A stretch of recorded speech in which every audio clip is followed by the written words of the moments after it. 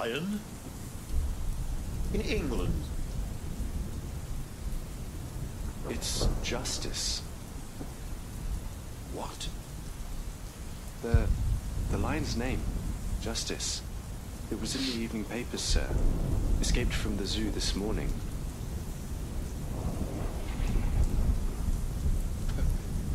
Justice.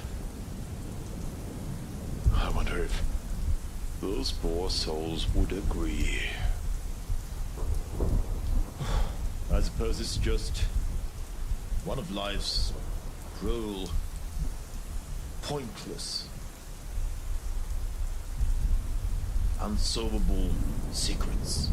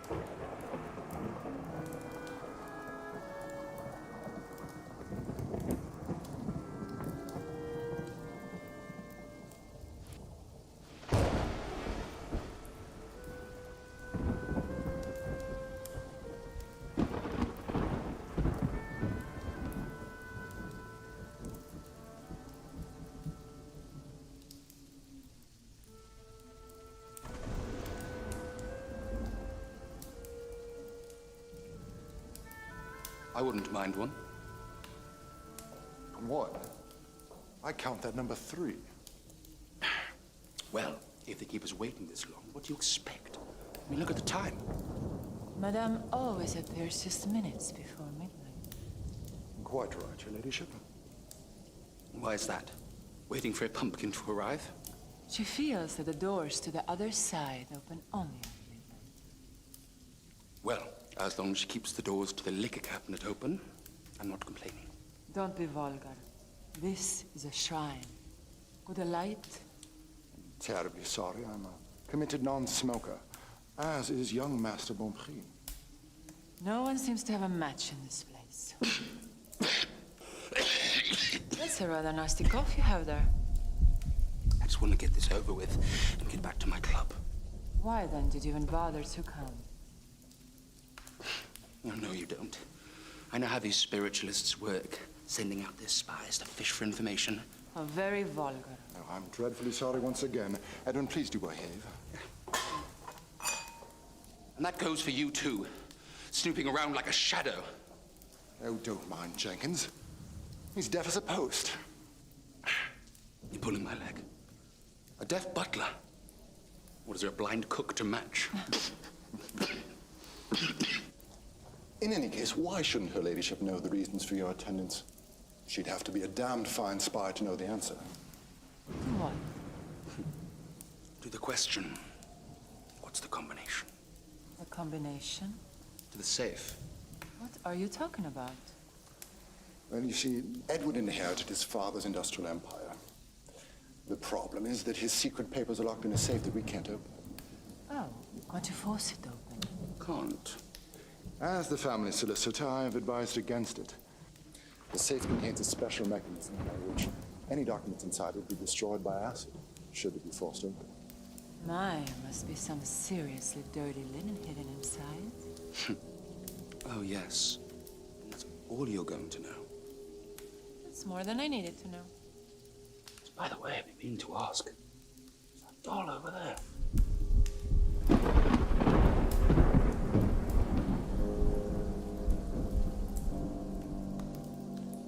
I have no idea.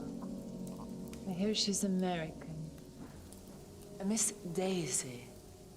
I loathe Americans. So vulgar. I hate to disappoint you, but I'm one of those vulgars myself. An American. As an apple pie. I have to say, you hide it well. Well, as they say, when in Rome. And when in London. Precisely. London is getting flooded by Americans. That lady over there, Miss Mills, I believe she's an American too. An American she may very well be. The lady? She's Madame Orlovsky's secretary. What a looker. Miss Mills. No, that's Miss Daisy. She will be mine tonight. You predict that. Can you really? Just look here. Yes. I can predict it. Red means I will be her lover. Black means she will be my mistress. What about the zero? Zero is marriage, so very little threat of that happening.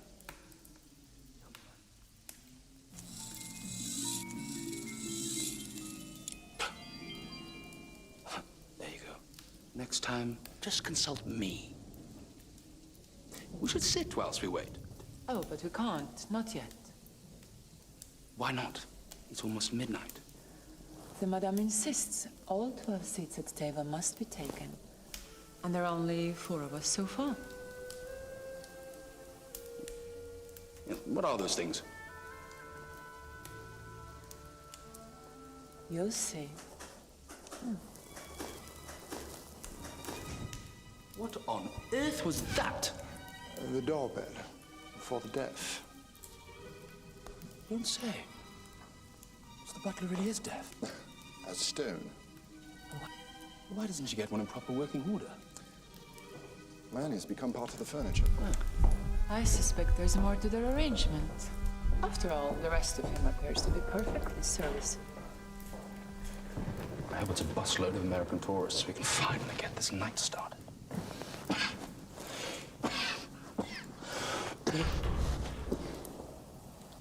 Oh, God, what are these? Oh, good, honest working people, I suppose. Don't you know there's a tradesman's entrance? Now, madame, let's show a little bit of Christian tolerance, shall we? I wish Madame Orlovsky would give separate hours for lower classes. I'm sure they're loaded with matches. Oh, it's so nice to see nice people here. I guess we're all equal before sorrow, ain't we? I feel a bond between us. I do. Come along now, dear. No need to make a spectacle. I thought I'd scream. At least you took it down the chin like a real trooper. Just look at them. What a miserable little tragedy has clouded their miserable lives. Now we need to hear all about it. Oh, Lord, what next? More factory workers and scrubbing women? This night might turn out fun after all.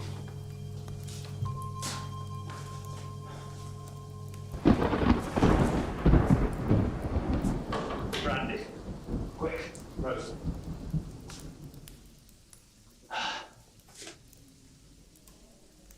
Oh, man, don't just stand there. Take my coat. What is the matter with you? Get me that brandy.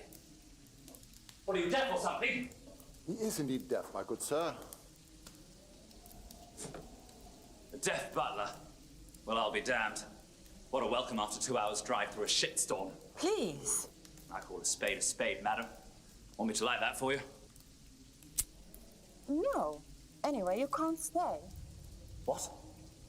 This is a private gathering. You must go. Mr. Arnhem, tell him. You see, sir. Wait a minute. Wait a minute. I'd like to see you try. I guarantee you all a knockout. And you would be? That's my business and nobody else's. I'm just here for the table tapping. A séance. Call it a Sabbath, old gal, as long as I get some answers. Wait, man. I need my coat back. There's something in my pocket I must have. Oh, Goddamn, you're deaf right. Look, my coat must have. Do you understand? Bring back my coat. I think we have a problem, sir. I think we do. My coat. I'm on it. Back. I heard you wanted a brandy, sir. You heard right, lass. Not like that other chap. I am Madame Orlovsky's secretary. You see, our butler is unfortunately... Deaf as a doornail, I hear. However, you see, sir, we're fully booked tonight. Only invited guests. Fully booked? What is this, the Savoy Hotel? There was no mention of that in the Times. In the Times, Madame hasn't advertised for over a month. A month, a year, who cares? This joint's still open, ain't it? This here says seances every midnight. There are what, 12 seats at that table? I drove all the way from London. I'll be damned if I leave here before I get some answers. Now look here, my good man. Don't you good man me, brother. You're talking to a middleweight boxing champion. I was about to suggest that you join us. Miss Mills, will you please take care of the man's coat?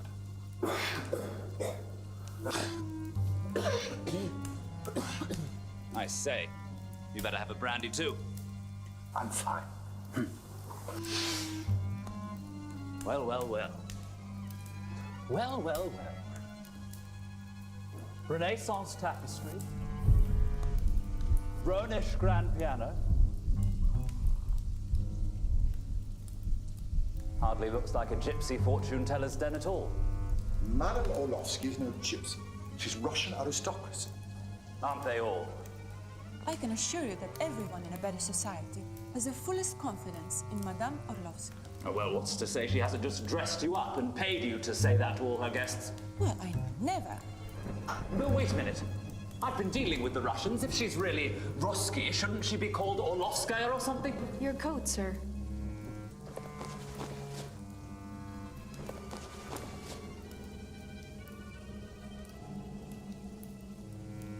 Wait a minute. Haven't I seen you somewhere before? I don't think so, sir. I never forget a face. It'll come to me.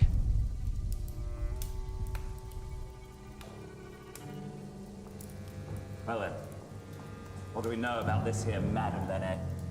Is she the real deal, or is she just another fairground swindler? Don't be vulgar. Madame is infallible.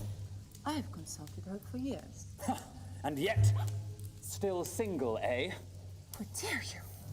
Come now, pretty girl like you, they only have two questions. Either how to find a lover, or how to get rid of one. You insist on being vulgar. I shall ignore you.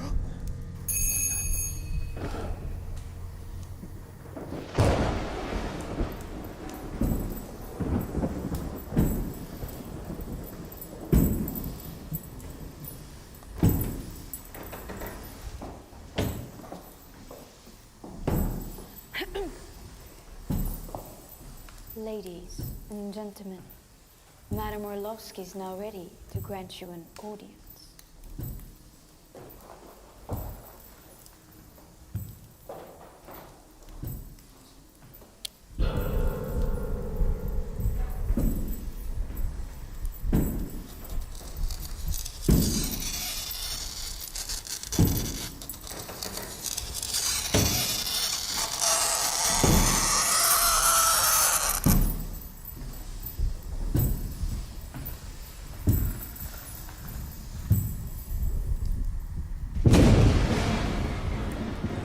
She's supposed to be the devil's wife, so shh.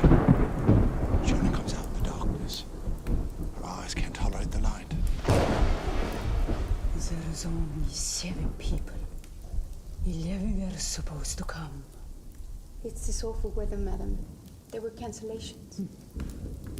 I must have 12 people at the table. Go and fetch the cook and the driver.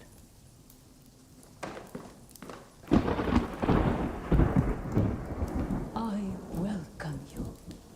It's almost midnight. Don't we know that? Please, all of you, choose a seat for the séance. I will take the one seat that remains vacant.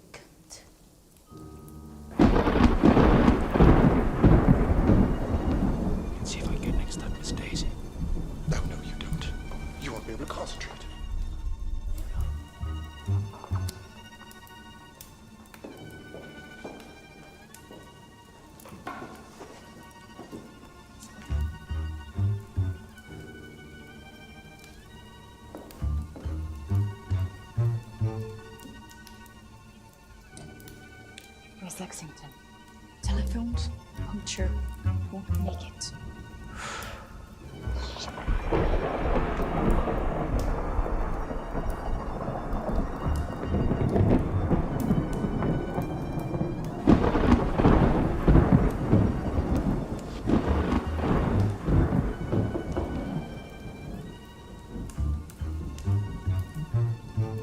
Sit. You can leave when the midnight has chimed.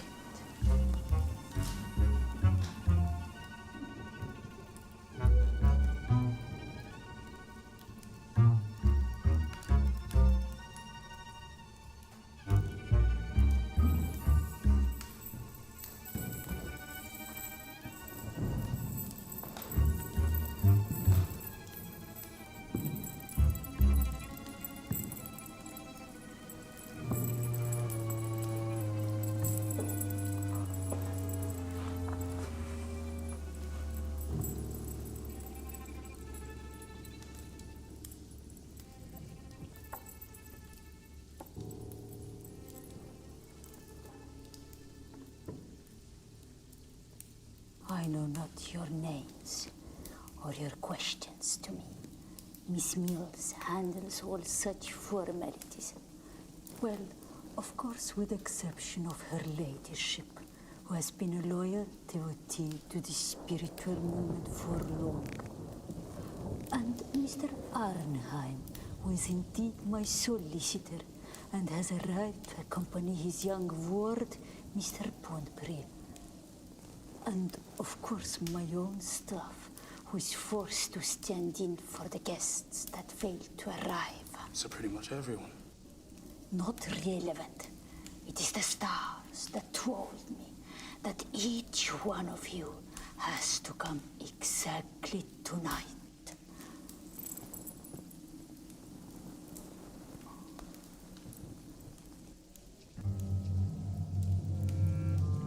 Yes, I can feel it.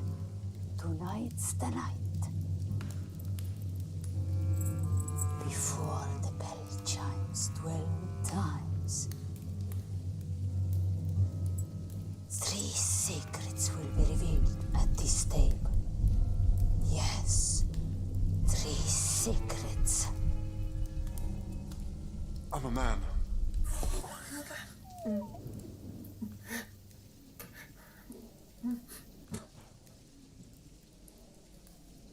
All right, then.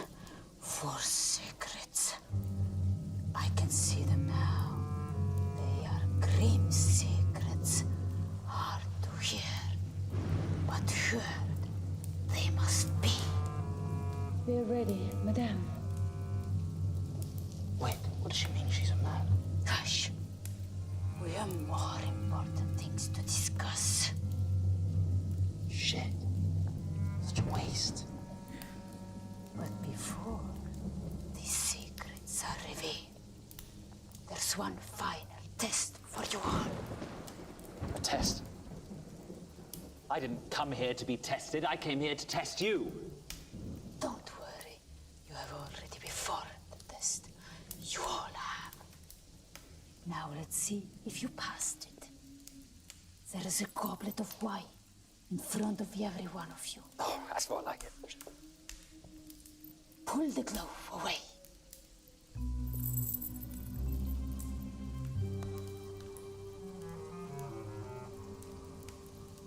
The spirits have led each of you to your star sign.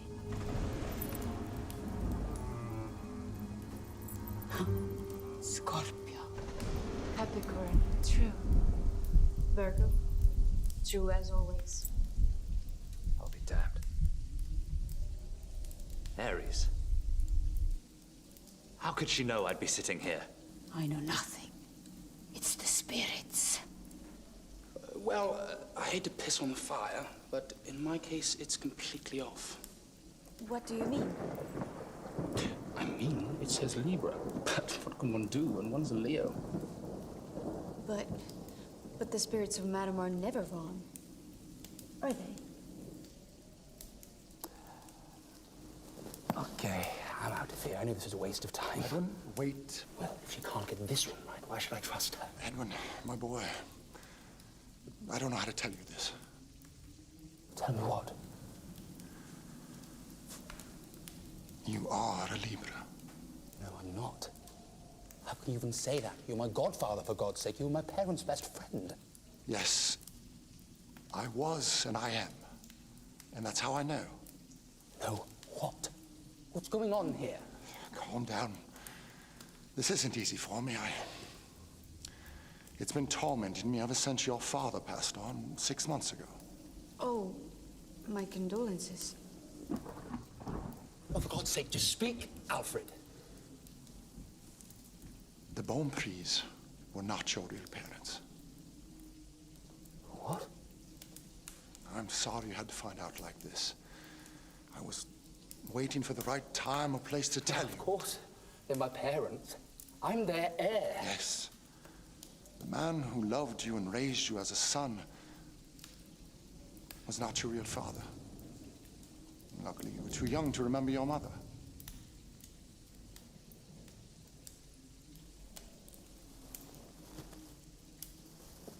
So I'm not Edwin Bonprix. Of course you are. Only not from the start. One secret has been revealed. That was cruel of you, Madame Orlovsky. Alfred, you can't leave it at that. Tell me who my real parents are. The Bonprix were unable to have children of their own, but they were reluctant to adopt publicly for fear of casting doubt on the legitimacy of their heir. So they went abroad for a short time, ostensibly to give Mrs. Bonprix a rest cure. And when they returned, it was with a child. He looked a little older than a newborn, but on your birth certificate was stated October 3rd, as would seem appropriate. Wait a minute. Are we obliged to sit here and listen to your sob story for the rest of the night? What about my secrets? What am I paying for? No one is obliged to pay anything. Besides, you don't have any secrets. Don't I now? Your death wish is no secret. It's written all over you in wet paint. It smells and sticks to everyone who comes in contact with you. Is that so? You drive fast cars and speedboats and airplanes while drunk and act like a dear devil laughing in the face of death. But the truth is, behind this mask, you're a coward. Watch your words, madam. A coward who is flirting with suicide to make others admire you. If indeed you do have a secret, it's that you're morbid and afraid of dying. Now listen here. You play everything safe, even though you appear to take risks. And you're afraid that someone will realize that your stunning acts are just smoke and mirrors. And your death wish is just a vaudeville act to make the lady swoon. Would a coward do this?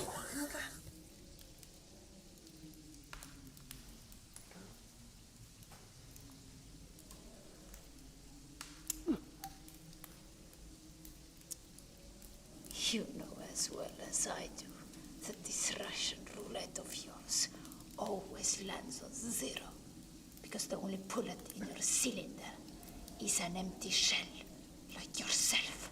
Infallible, are you? Would you be willing to bet your life on that? Put that away! No. Pull the trigger. I dare you. Pull it 6 times in a row. Then we'll see the truth.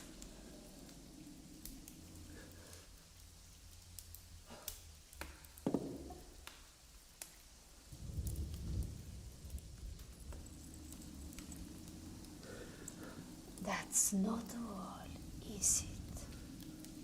Yes, I can feel it. You're afraid of something else.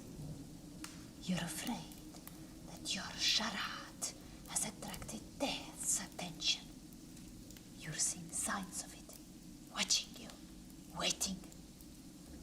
You have realized that what as a game is now a hunt. And you're right. You will not live to see the dawn.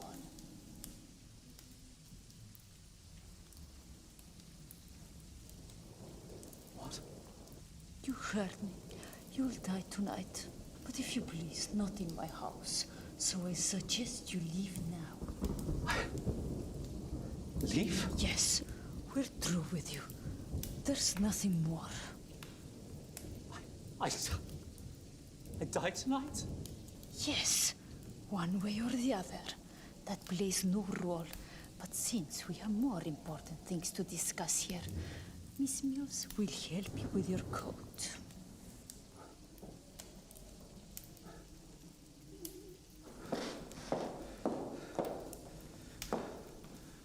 Let me take this for you, sir.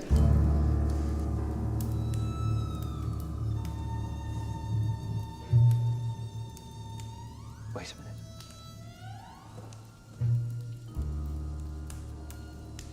Now I recognize you. Sir, let me show you out. You're that. Sir, That- Madam needs to concentrate. We shall talk outside. No. Sir! Wait a minute. Sir! What the hell is going on here? What is this? Sir! You're... What?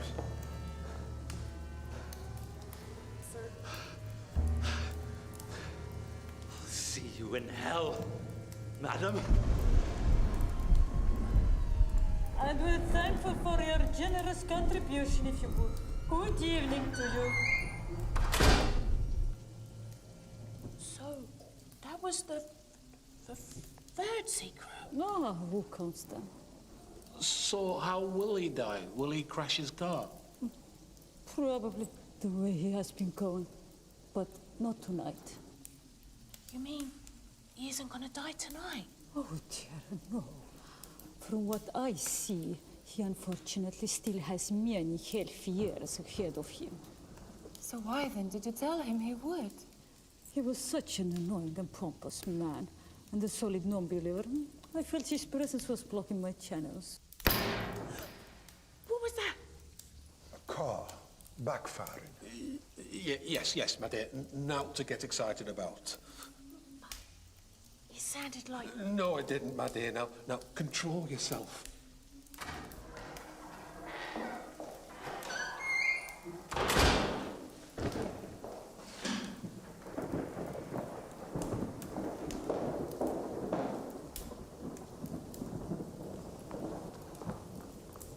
He's gone. Quite in pieces. Suits him fine. Might temper his arrogance for a little while. Edwin, are you all right? I'm... News hasn't quite sunk in yet. Please. We must concentrate. It's almost midnight, and there's still a lot to be revealed. Now, let's join our fingertips.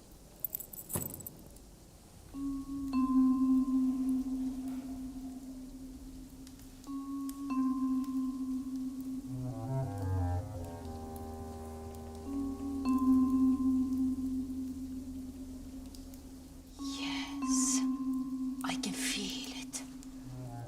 The spirits are whispering to me. They're whispering a word. Mother. Oh! It's me mother. The who? Oh, me poor old mother. Taken from us so suddenly. We didn't even have time to say goodbye. Now she's calling me from the other side. Just like I knew she would. Oh, no. There's no poor old mother anywhere. I mean, your mother is in a happier place. But there's a living mother right here at this table. The mother of a young man. This young man. You're not saying that. I'm not saying anything the spirits don't want me to say.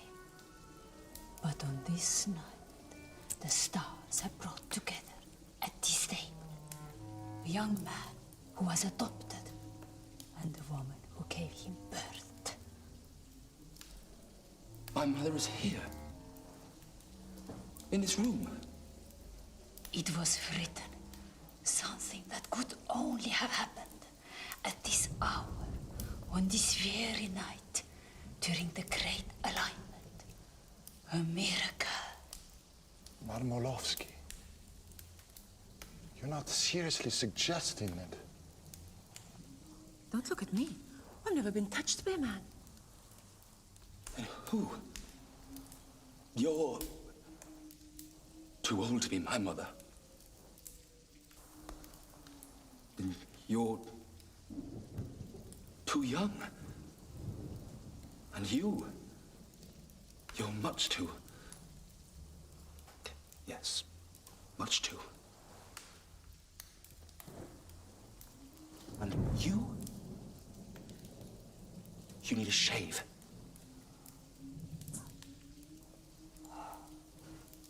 Madame Orlovsky, how could any of these women possibly be Edwin's mother? But you yourself said you don't know who the woman was. Well, at the time in question, the Bonprix were in Europe. I stayed behind in London to take care of family business. I'd always assumed from remarks made later on that Edwin may have been the son of a Paris street girl. Alfred! Sorry, Edwin, that was indiscreet of me. Please forgive me. Wait. Paris. You said Paris. Yes, the family rented a villa in Maison Lafitte. I'm seeing things. It becomes clear to me. It is the heat of summer. Very, very hot. It was 21 years ago, wasn't it? Yes. Edwin became of age just 1 month ago. The child was bought for the sum of 1,000 francs. How could you possibly know that? I wired the money myself. Then it's all clear to me. The nice English couple. The cries of the baby boy as he's wrenched from his mother's arms. And the bitter tears of that mother, thinking she will never see her son again. The tears I can still taste. But you don't mean... You? You're my mother? I am. But you're, what, like 100 years old?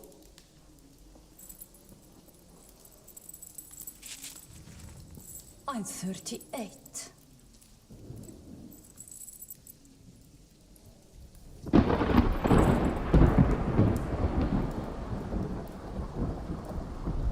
Let me take a look at you, my poor son. After all these years. But how can this possibly be? You must explain. I knew something would happen tonight. The stars are in a mystical alignment. But to answer your question, I was a young girl of 17, fleeing the horrors of the revolution. The Bolsheviks had taken everything, had killed my family. I fled to Paris, penniless, waiting for my fiancé to join me. And then I learned that he too has been murdered. So I was there, poor, abandoned, with child. I was desperate. Until a nice English couple approached me and offered to take my son and give him everything he could ever want in life. My mother?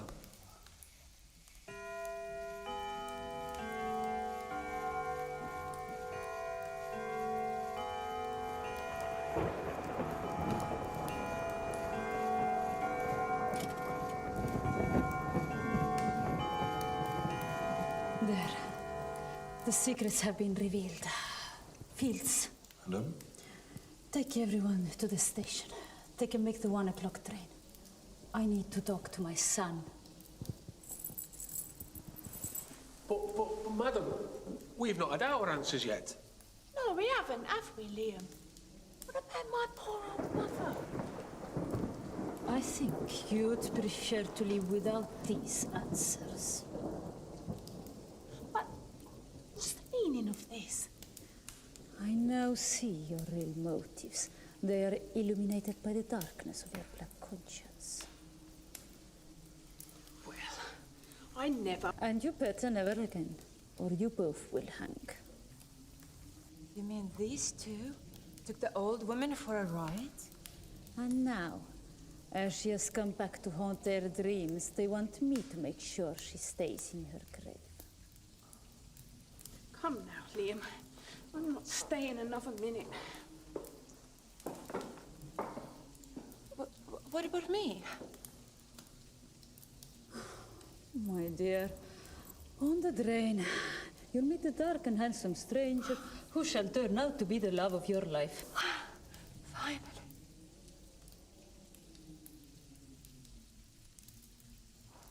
And the exact same goes for you.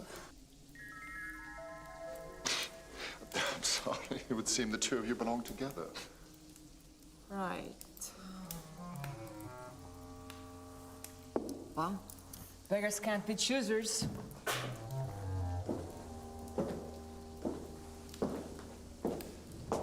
Come on, me laddie.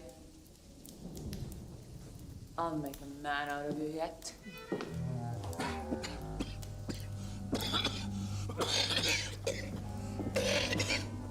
I would see a doctor about that cough.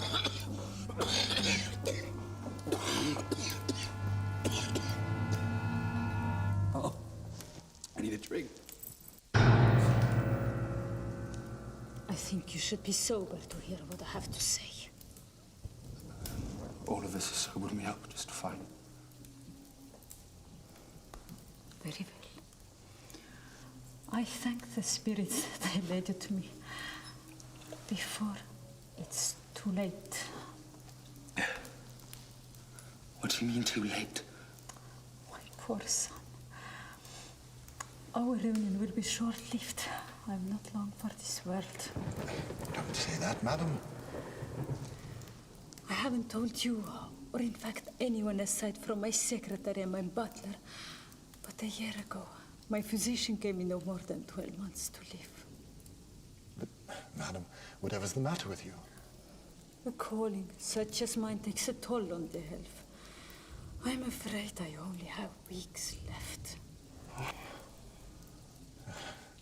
I'm devastated. But can't you get a second opinion? Do you require anything else, madam, before I depart? Yes, my dear. Some paper and a pen. Right away, madam. Wait, why is she leaving? Doesn't she sleep here? Especially if your health is bad. This is an evil house.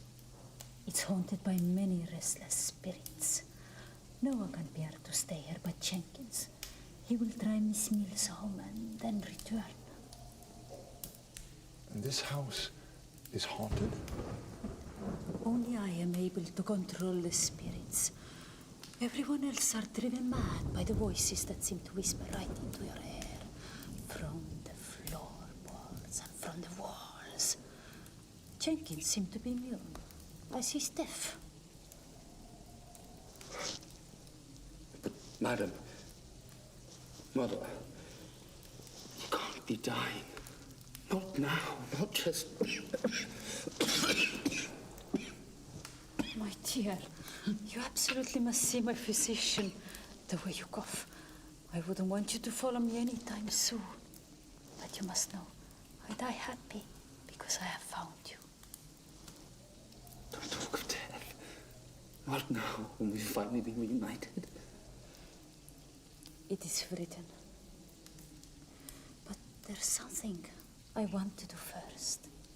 There's something I want you to have. What is it? All of this. This shall be my legacy to you. No, I can't accept that. Don't be foolish.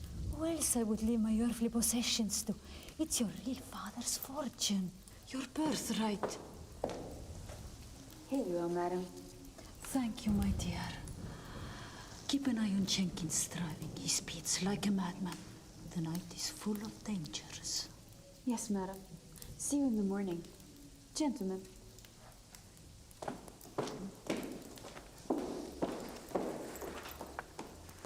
This paper, I give it to you, Mr. Arnheim.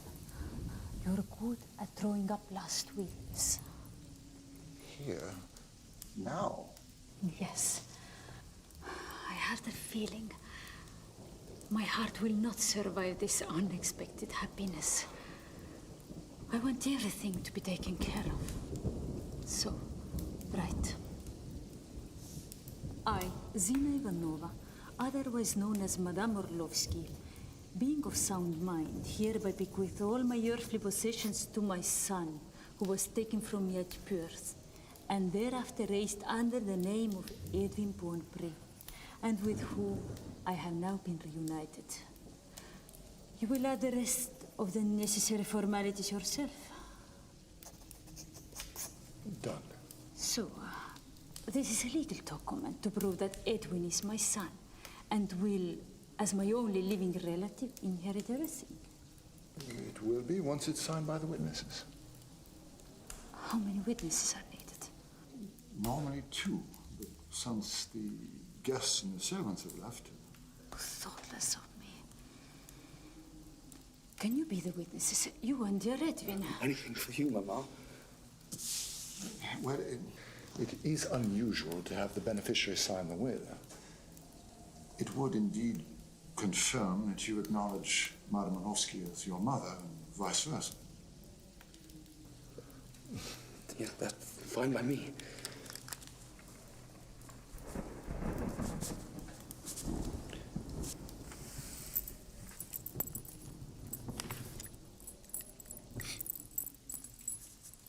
All legal and indisputable. I trust, Mr. Arnheim, that you are willing to take this document into your safekeeping. Yes, that would probably be wise.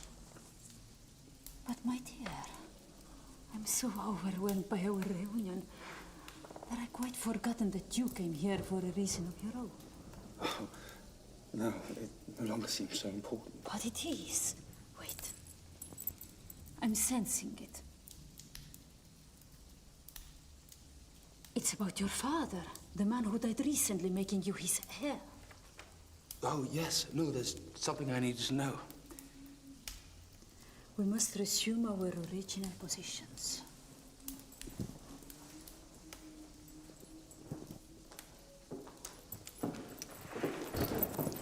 I shall try to reach him.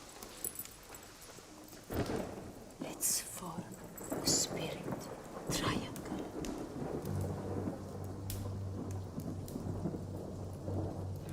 Picture him in your mind. Picture the way he walks and talks to you. Try to smell him, to sense his presence. I'm trying to. So am I. There is someone who is attempting to contact me. The spirit of a dead man. Is it my father? Which one? Yes, yes, I can see him.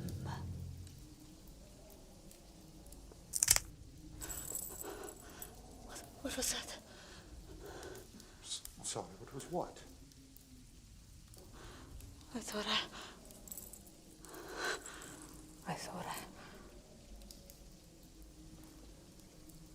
Never mind. Are you making contact with my father? With yeah. Mr. Bonpré? Yes, yes. I can see a man. A large, stout man. A master. That must be him. Ah, but he's angry. He's not at peace.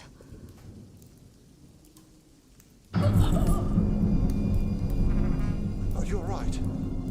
God, what's wrong with her, Alfred? I believe she's gone into a trance. Something doesn't seem right. Don't like it. Whatever you do, don't break the connection.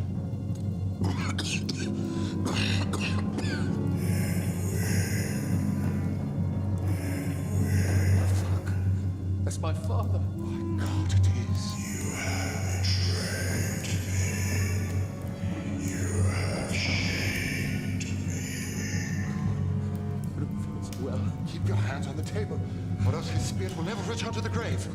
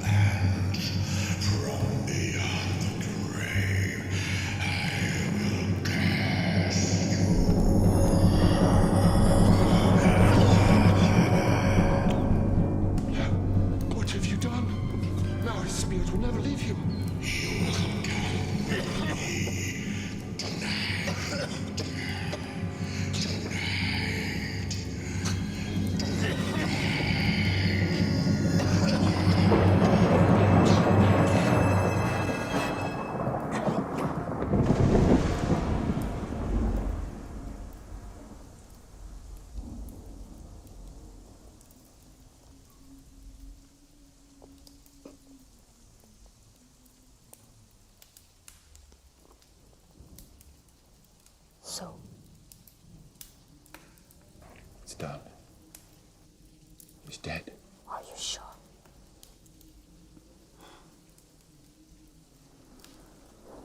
To be honest, I thought the poor bastard would kick the bucket before he signed. We only made it through by the skin of our teeth. Not a moment too soon. Did you backdate the will? It wouldn't look good for him to have signed it on the very day of his demise. Of course I did. I dated it a month prior. Good. You can come out now, Nathan. Well played, my dear. For a moment, I really did believe you were seeing things. At one point, What? I don't know. I had the feeling we really had a track to death. Well, I was so good. I fooled myself into thinking we are haunted.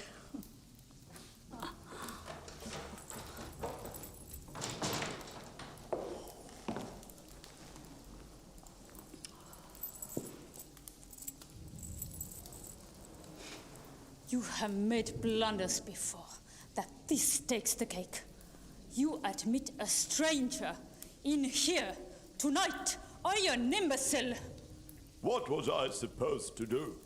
I expect you to care of him. And the same goes to you. This bloody Worsley could have ruined everything. But you did need 12 guests. Fortunately, I don't have to put up with your incompetence much longer. You have been handsomely paid, so farewell.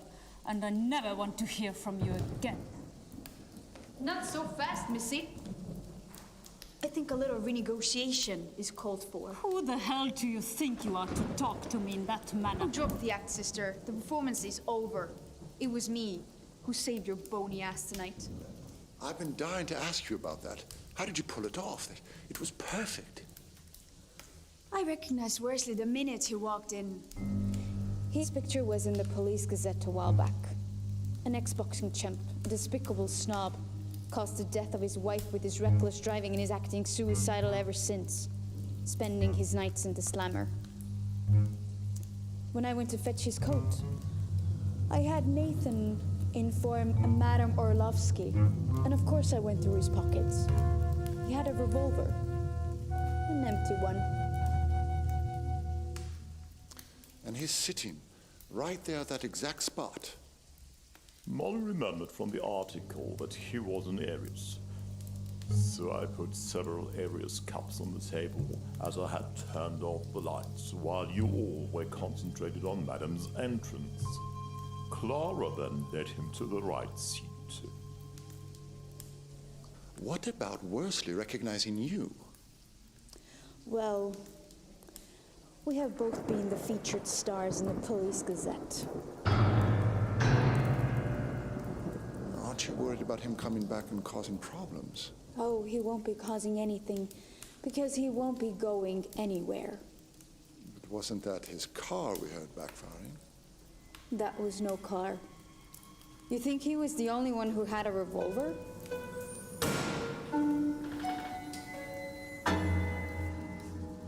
And thanks to us, his car is now in the river, as is the other car, with the rest of the cast. You don't mean that... Don't be such a babe in the woods. We, Russians, leave no witnesses behind. Nathan fixed the limousine's brakes. And I gave the driver a hefty dose of Veronal in his brandy. So we sure as hell are entitled to an extra bonus for getting our hands dirty. Ain't we, honey? That's right. Of all the ingrates, it was your cock-up, and I'm not going to pay for it. Or maybe you want the coppers to receive a tip where the two cars can be found in the river. How about that for gratitude?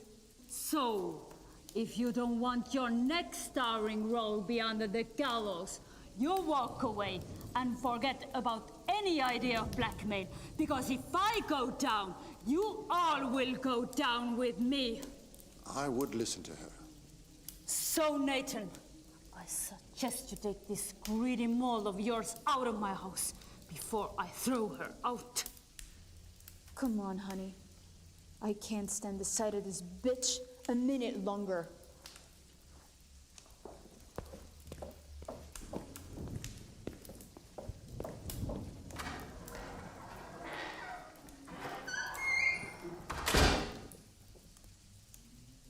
The kid was in worse condition than I thought.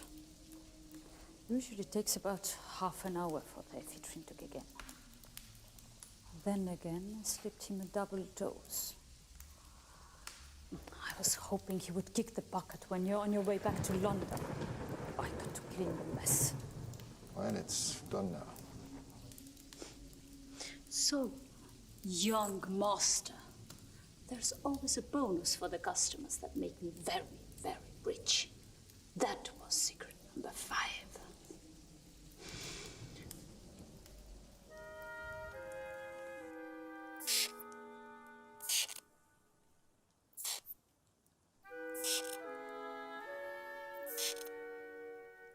Are you awake? I've been thinking. Thinking? About things we've been discussing lately. Oh. You mean money? Don't make it sound so vulgar. I can't help thinking about money when I'm all but ruined. Don't exaggerate. Your finances are perfectly fine. You'll be able to live comfortably. I'm not a washerwoman whose dream is to live comfortably.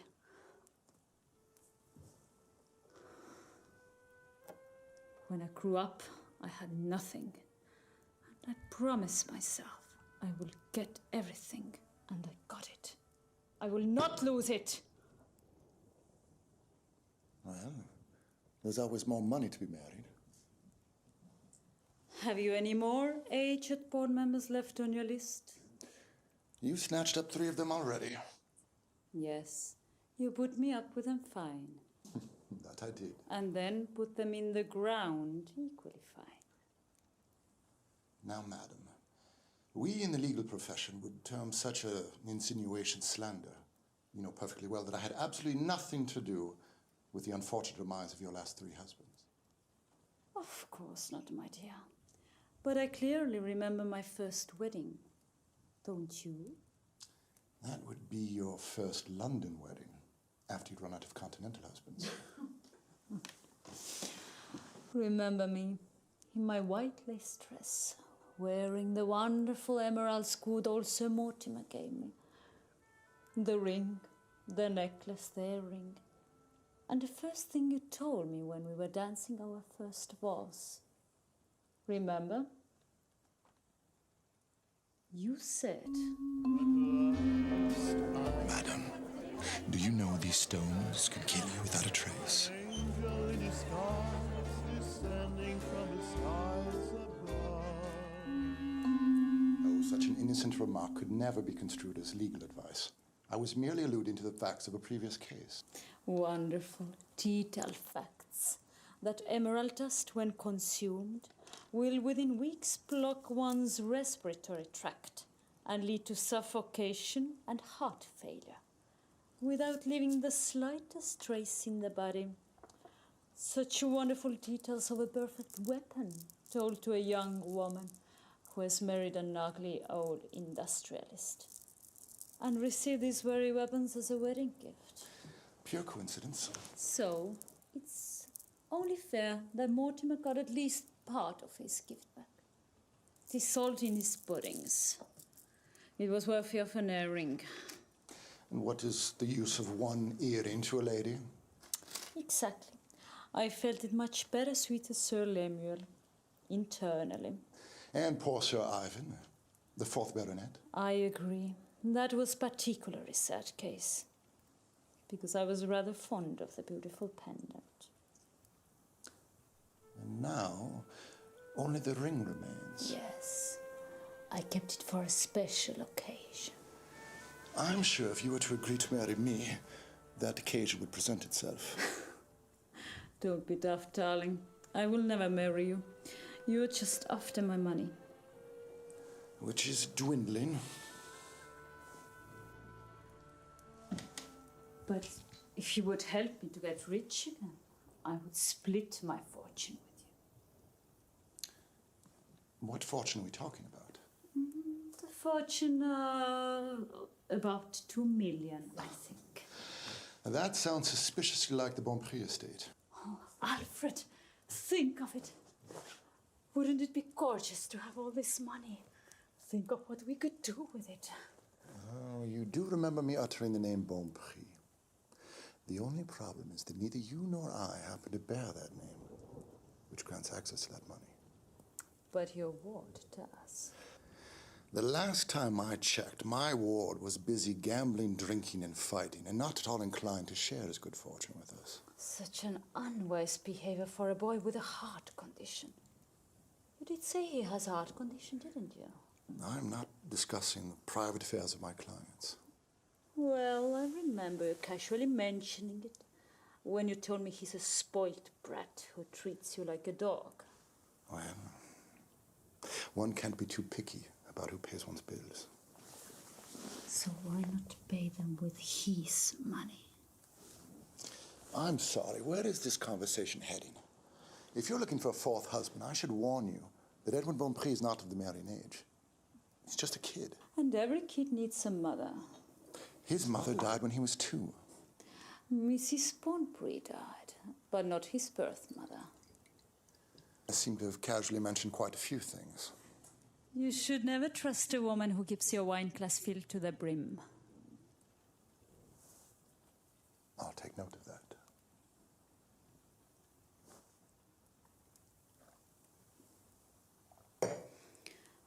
However, that got me thinking. What if you could get Master Bonprix to attend a séance one night? Absolutely out of the question. He's morbidly afraid of all things supernatural. And even if he weren't, why on earth would he attend a séance? I'm sure there's something he wants to know. Perhaps something he'd like to ask his dear departed father. Well, there was something about an unknown safe combination. There you go. He will come to contact his father and ask for the combination. But you can't give him the combination, can you? Don't be so slow, darling. Of course not. Because when the séance is over, he won't be needing the combination. Because he'll be dead. Firstly, I don't know what to say firstly. How would any of us benefit from him dying here? We wouldn't. Unless by that time he happened to have found his birth mother. But I don't know where she is. I'd always just assumed that it was the Bonprix gardener and his wife. And they're both long dead. Precisely. But what if his mother was not the gardener's wife? What if it was a young Russian noblewoman fallen on hard times? What? You? You're not even a real Russian. Who cares? I could have had a child 21 years ago and given him up for adoption. Something which you, in your capacity as his family's long-serving solicitor, could confirm.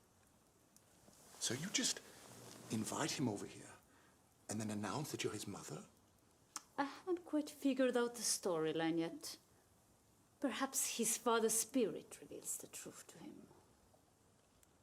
The spirit of... It will be Nathan, of course. He's very good at mimicking the voices through the loudspeaker.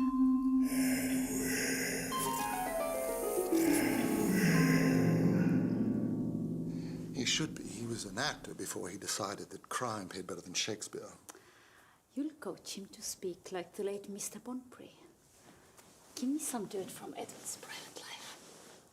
There must be something he desperately wants to hide. Well, come to think of it, he is involved in a somewhat insalubrious affair. That's my boy. Who with? I bet it's a married woman. My lips are sealed. Oh, so it's even worse. I know. It's a married man. The gardener. The driver. I am not discussing this. I'm not even sure that Nathan is a good enough actor to convince Edwin that he is the late Mr. Bonprix. Nonsense. He puts on a star performance every seance we have. He pretends to be deaf, and Clara starts chatting people up. People don't suspect Nathan, and he picks up quite a lot. Clara? Who is this Clara? Another ex-convict in your rehabilitation program. The posh one. Right. The redhead. Well, your little criminal proteges have come in handy. Nathan has this American broad whom he used as a bait. Right, Molly Jones. A bad apple, that one. But people trust her. She acts as my secretary. Even if we could pull it off, and I'm not sure that we can, do you really think that Edwin would just sign over his fortune to you and then die for your convenience? Of course not. I am the one who will sign my fortune over to him. How? Why? What else would a dying mother do for her long-lost son? Oh, dying? Oh, you have thought this through. And if I were to name him my sole surviving relative and heir, wouldn't that automatically make me, as his mother, the sole beneficiary in the case of his death? You told me he has no surviving relatives either. Technically, you are correct. But he himself will need to sign a document to that effect. You just get us in the same room together and leave the rest to me. I've had time to train. You just do the groundwork.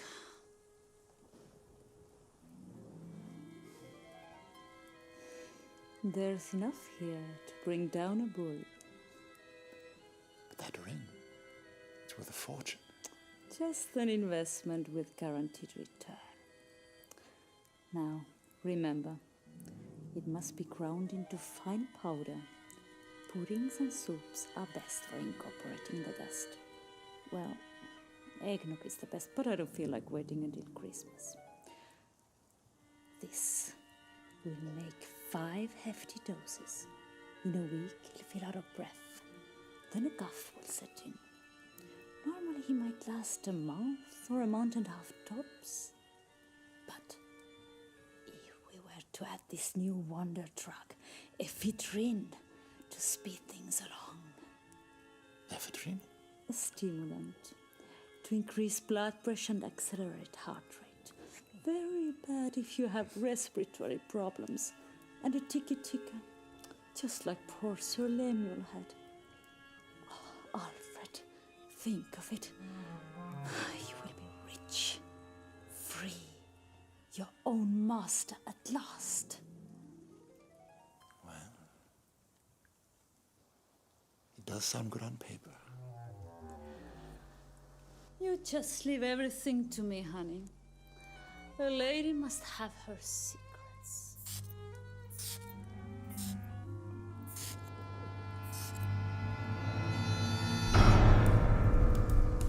That was secret number 5. Oh, I need a drink. Well, you've certainly earned one.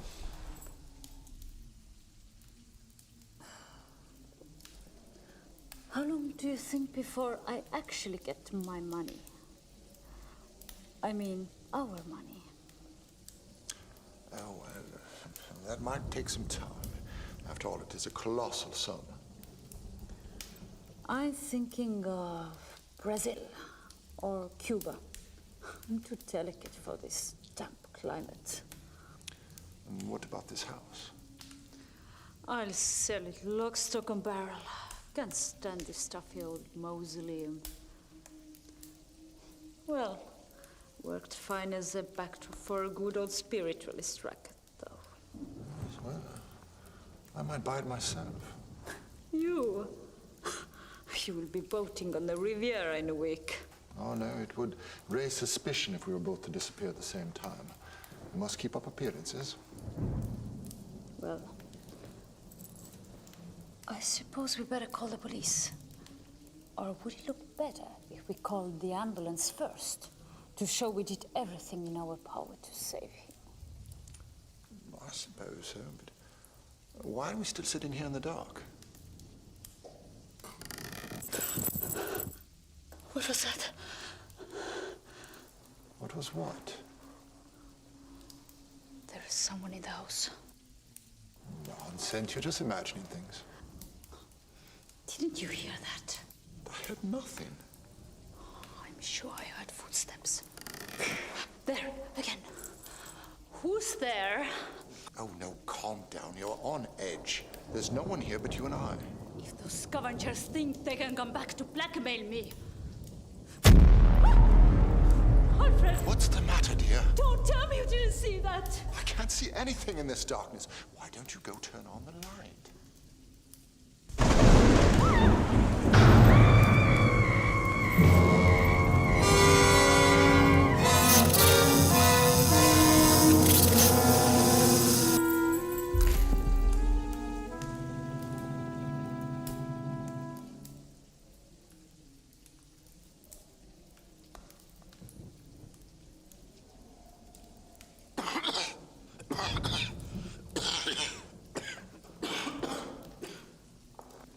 Bloody hell.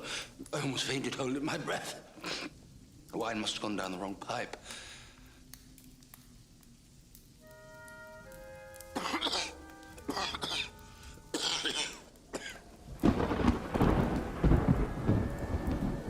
Well? Fried.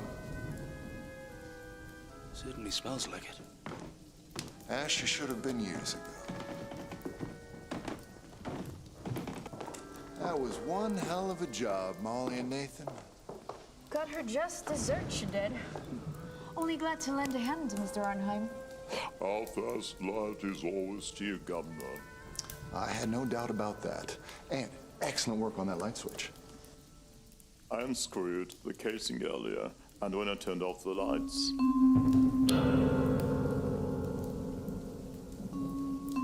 I just slipped it off, nice and discreet. I'll wire the money to your American account tomorrow. Pleasure doing business with you, Mr. Arnheim. We are going to get married and buy a little farm in Ohio. Oh, that's the spirit. But before you do, you need to call the police and inform them of the tragedy we just witnessed. The poor mother, electrocuted in front of her loving son. And all witnessed by the family solicitor. It's what we call, in legal parlance, an act of God. And you can't prosecute God, can you? Right. Right. Time for the last performance.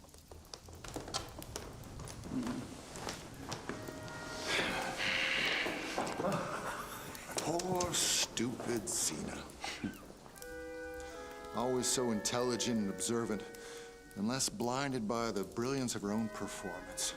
You should get that poison ring, so we don't raise any more suspicions.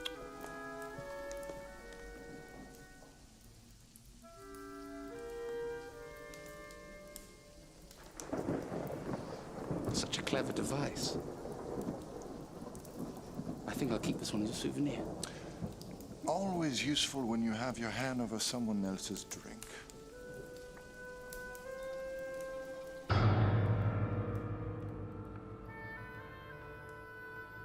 No wonder she didn't notice you swap our goblets.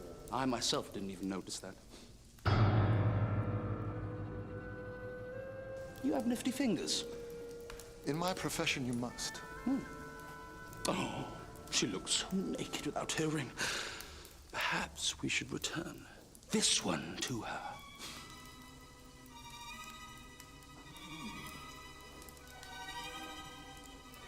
Nope. This one will buy me a Rolls Royce. An emerald green one.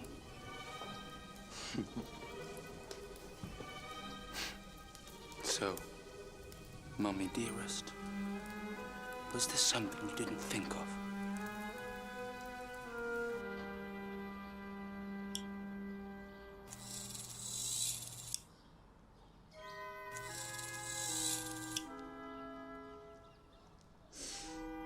I've been thinking. Thinking? Maybe we should rob her. Who? That witch you've been eating on. How much did he say she was worth exactly? What's it to you? You just inherited $2 million. Well, that's the thing. It's all gone. What do you mean, gone? I've been having these gambling debts. Gambling debts? Yes. And if one doesn't honor one's gambling debts, one is likely to get rubbed out. So I honored them. You had $2 million in gambling debts? Don't be silly. You know damn well most of that money's tied up in the company. I couldn't get a penny without the board's consent. I barely had $500,000 in cash. Your father has been dead for 3 months? And you have $500,000 in gambling debts? Oh, no, most of that debt was from before. From my time at boarding school. Edwin, I envy your education. And one has to keep up appearances to reassure those whom one owes money to. Spend a penny to save a penny, as they say. And after these chaps found out about my inheritance, I was faced with a bit of an ultimatum. I'll be damned. I should be in charge of your finances. I am your financial advisor, after all. Yes, and I'm of age now. Right you are. It's your duty. So now, it is your duty to get me out of this predicament. Oh, no. We need to eliminate your bad habits, starting with the most expensive ones. Well, spending less isn't a solution. It's a punishment. I'm perfectly prepared to get rid of my gambling debts, but my bad habits, never. Well, what is the solution? I'll split the money with you. What money? Her money, of course, which you will receive after she's dead because you will marry her. We've been over this, Edwin.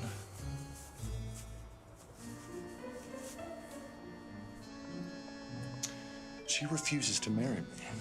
How could anyone refuse you? She knows all men are after her money.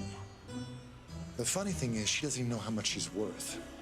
Her hubby's died before they had a chance to give her a tour of their riches. You mean the painting? The stupid woman doesn't even realize that she has an original Da Vinci on her wall. Besides, I wouldn't dare marry her. She's a professional widow.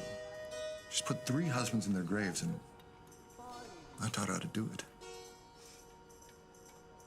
So we could rob the painting and she wouldn't even realize? Can't you think any bigger than that? She has more than just a painting. She has stocks and bonds and properties, and she knows absolutely nothing about the market. But aren't you her financial advisor too? Couldn't you make some of these stocks and bonds disappear? Edwin, you disappoint me. Petty theft? No. If we go after it, we go after all of it. Yes, that's my outfit. Yes. Yes, you've got it all figured out, haven't you? I can see the cork turning in that pretty head of yours.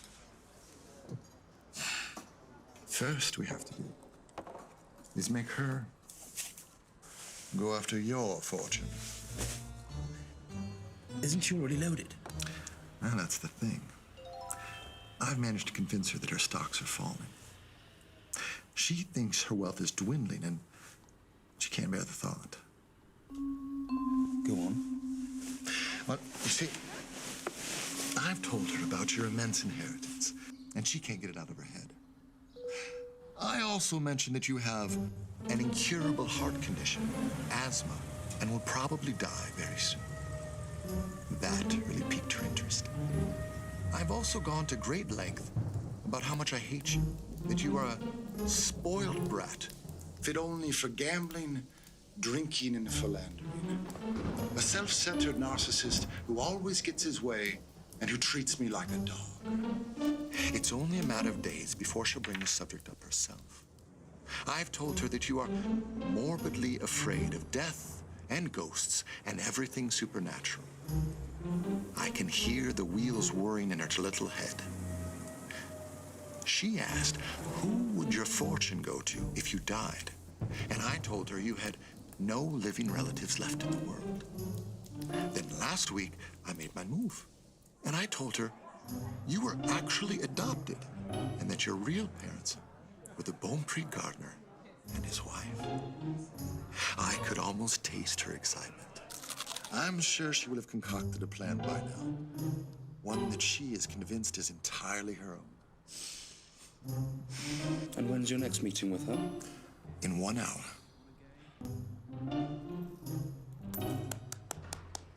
I applaud you, good sir. And toast you with champagne. With the best. So, Mummy dear, you were wrong. That was the 5th secret. Oh my God, please. Oh. There's been a terrible... That is one hell of a performance. By Jove, it is. One should pay good money to watch that. Oh, but we are. Or are we? Whatever do you mean? Nathan behind the wheel is a disaster waiting to happen. Lead-footed driver, speeding under the influence on a notoriously dangerous cliff road in a car with no brakes in a rainstorm. I'd say there's a 50-50 chance that no payment is necessary. Make that 60-40. Without... But no, you didn't. I did, just after I arrived.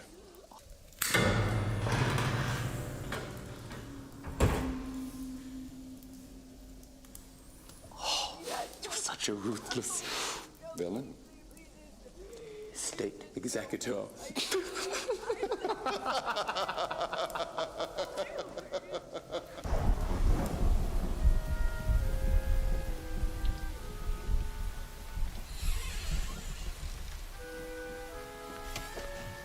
Sir!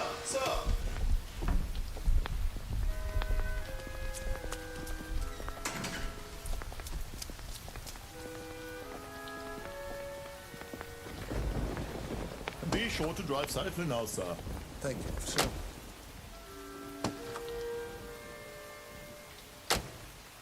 And once again, my condolences to you, sir. Thank you, officer. Thank you. Have an excellent evening. Thank you, sir. Thank you.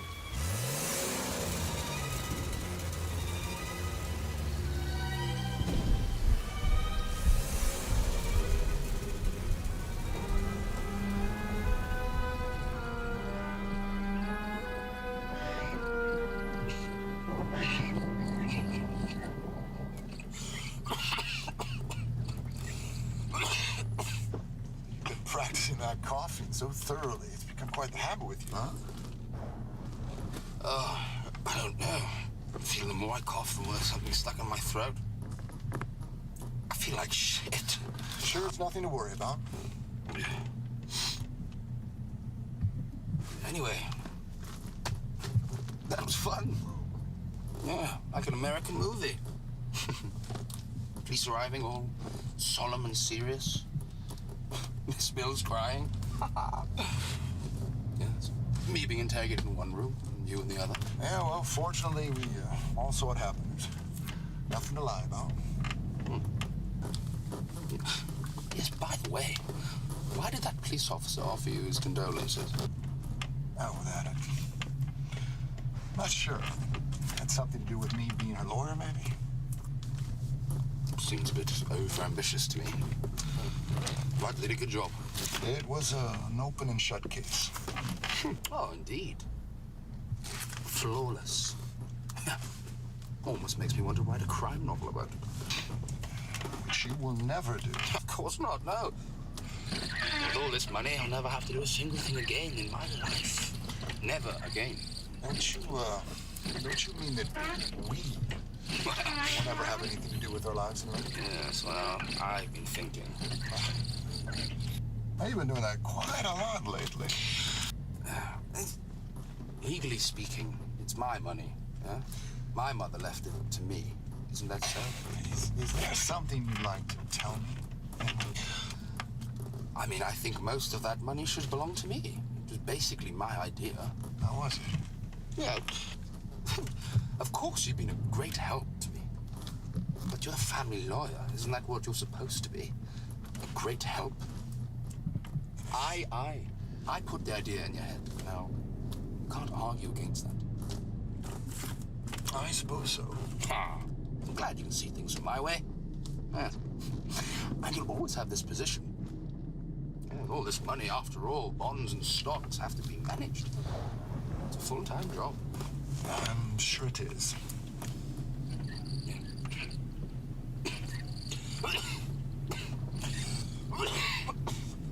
That sounds positively morbid, my dear boy.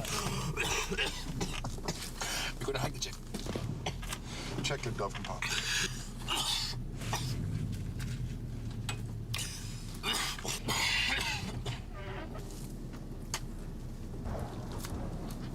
Oh, shit. Blood. Oh, you're just overexcited. There's nothing a good night's sleep wouldn't fix.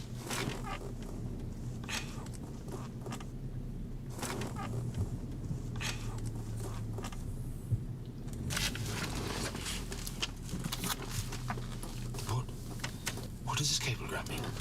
Which one? Congratulations, old friend. Kiss the blushing bride for me. Didn't I tell you? I got married on Monday. You got with? Orlovsky, of course. It was the final condition that I set for killing you. Don't look at me like that. It was your idea, after all. But why? Because we all loved you, boy. So you told the truth? Nothing but the truth, my dear boy. Nothing but the truth. So you see, officer, it was to be a family reunion of sorts. I met my wife while searching for the birth mother of my ward. He found his mother and I found the love of my life. And now, this tragedy. I hope the shock won't prove too violent for the young man. He's not so well, you know. He's a bad heart, asthma. To be honest, his mother and I weren't fearing for the worst.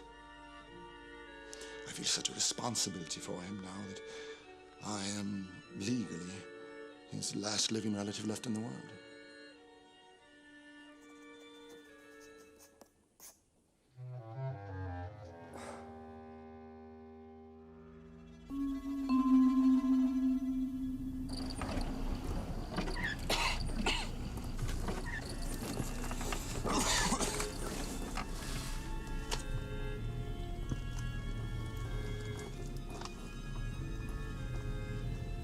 One emerald ring duplicate.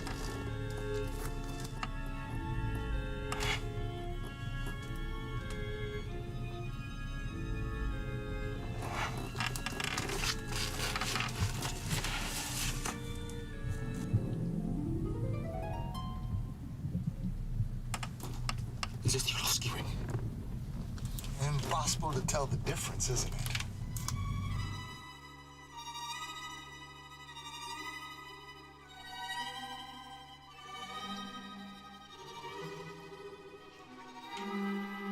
So, this is the original, and this is the copy and paste. Perfect. Just a small investment with a guaranteed return.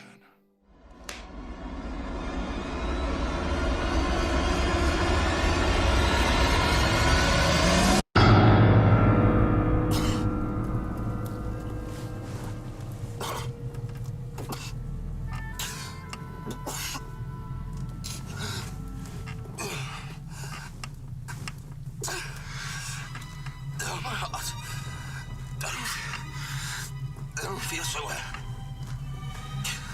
You just changed the comments. Did I? How did I know?